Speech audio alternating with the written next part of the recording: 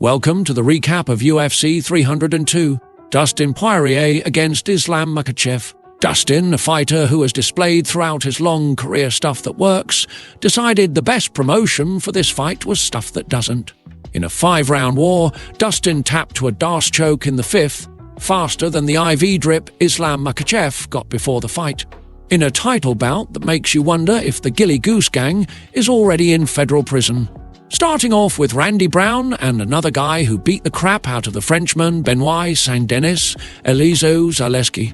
Randy, who has a reach advantage of 5 inches, used all 5 inches on eye pokes. In a 3-round fight you'd swear was on the prelims, Randy circled and grabbed the cage for 15 minutes, and the ref proved that when a New Jersey Italian says they don't see anything, they really don't. Coming up next, Niko will fall for any price against Morono.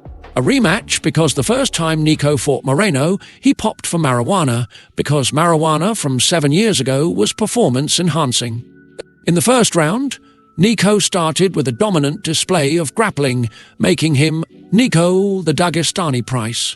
Just forget that shit I said earlier and poured on the striking in the 2nd and 3rd, making him one of my top prospect fighters in the UFC for the 3rd time. The next fight on the card, and one of my personal favourites, Kevin Holland against Michal Oleksijczuk.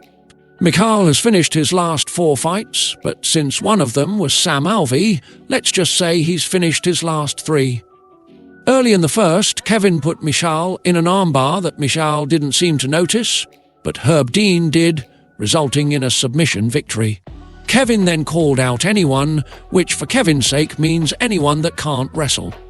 Arguably the fan fight of the night and co-main event, Sean Strickland against Paulo Costa.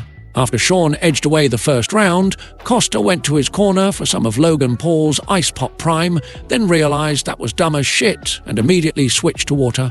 Costa looked beautiful in the 2nd round, I mean physically, but got dominated from distance by Sean and knocked down and almost knocked out in the 2nd. Sean continued the pressure in the 3rd with a teep kick as good as Abus Magomedov's, making you wonder if Sean Strickland is the Shang Tsung of the middleweight division after goose-stepping his way to victory for 5 boring rounds and 20 seconds of excitement. Demonstrating that whenever Sean says he's going to war, he's using the American definition, which is attacking his opponent from as far as possible and taking it to decision. In the main event of the night, Poirier against Islam, Dustin, coming off an impressive 1-fight winning streak, in a title fight he should have brought a snorkel to, getting his back taken for the entirety of the 1st round.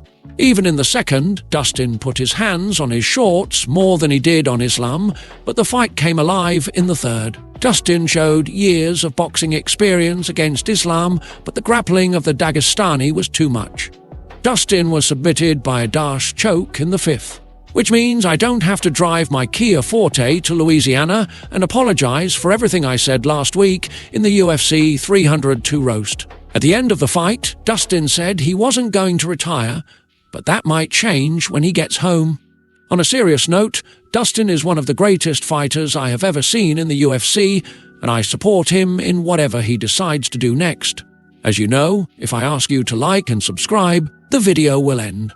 So, I've been watching a lot of videos about how to grow your YouTube channel, and apparently this next part is super important.